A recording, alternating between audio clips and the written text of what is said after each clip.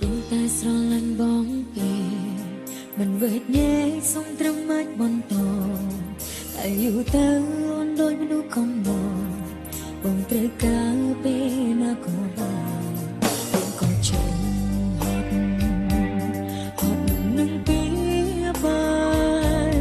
អូនឈប់ប្រកែតែខត់អូនឲ្យនៅ